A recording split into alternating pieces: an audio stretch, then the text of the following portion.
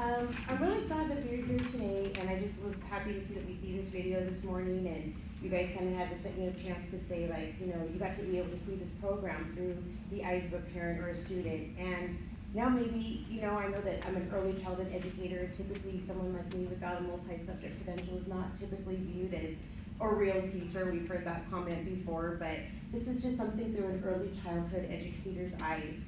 I'm a 48-year-old mother of 4, and I was a dedicated Etiwanda employee for over a decade.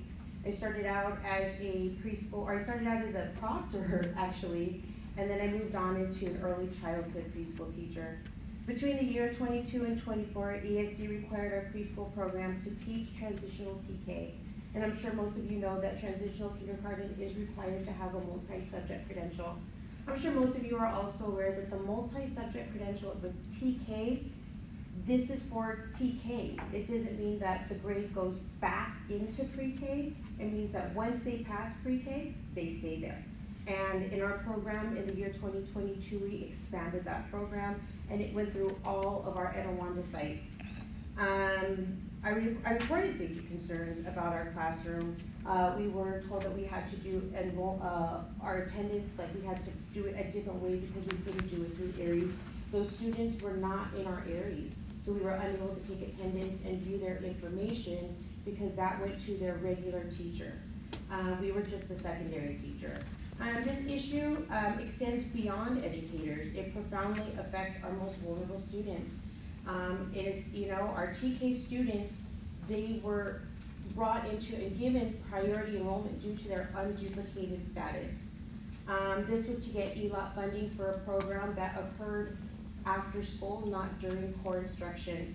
Special education, general education students 3 to 5 are endangered, some of them even suffering harm. I know recently the superintendent addressed a statement in her statement, and it failed to mention that the district exploited those students because they needed that funding to boost the LCFF funding. So that went from 51 to 55% after the illegal enrollment of TK into a pre-K classroom. This deliberate plan, I believe, is absolutely deliberate. And a lot of us ethnic families, we work hard, we go to work. Those students, they needed childcare, and most of those parents enrolled because they needed the childcare. They needed to put their children somewhere safe. This was deliberate. It manipulated the LCFF funding. It forced teachers to work outside of their credentials, and we were underpaid $1,000 less than another TK teacher. I work hard. I have 4 children, 3 of them that had IEPs within the Etiwanda School District. I reported these issues. I lost everything. I was labeled a problem. I was harassed. My friend Whitney behind me, she saw me, my face was breaking out. I had a rash. I lost my marriage, just about. We fought for it. I was diagnosed with PTSD. Despite these challenges and losing my career, my life, and my friends, I will continue to fight for justice. I believe that this did exploit families. Those kids should not have been regressed a grade. Those students were not enriched, they were behavioral. A lot of them, they just, they go to their regular TK classroom and they learn, and then they come to us and it's a play-based program, and they were not enriched. That is not enriching. So if we had a student in the 5th grade and they needed to get to grade level, we're gonna enrich them in the 3rd grade for a program that's supposed to happen after school during core instruction, and then I'm the problem? I wrote Mrs. PreK and I told her the harassment that I experienced. I told her how the principal harassed me, and nothing changed. And I don't understand why. The program was discontinued after my reports because it was an illegal program. And everybody knows here you have to have a multi-subject credential to teach TK. And everybody knows that the ELOT program is an after-school program, and it happened during core instruction.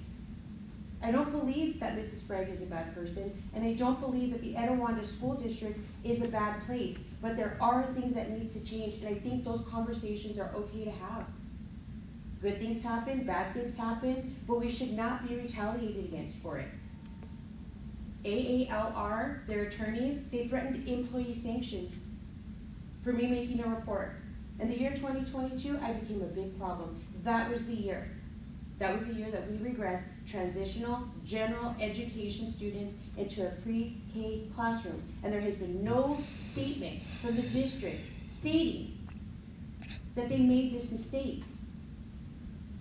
And if it was a mistake, an honest mistake, which I highly doubt, because I know most of you here are very credentialed and understand how credentials work, you cannot put TK in a pre-K class. I will continue to fight for justice. I saw the kids that were in there. I saw the kids that were injured, and an early childhood educator should not have to carry a gen ed pre-K class, a regular gen ed pre-K, and transitional kindergarten students with no special education teacher for over 6 months, with over 20 subs. Did anybody pay me extra money? No. I was able to problem. Did I get any extra support? Nope, I was able to problem. The agenda on me was big. I see it every day. I hope that we can have these conversations. I hope that we can change, because I know that we can.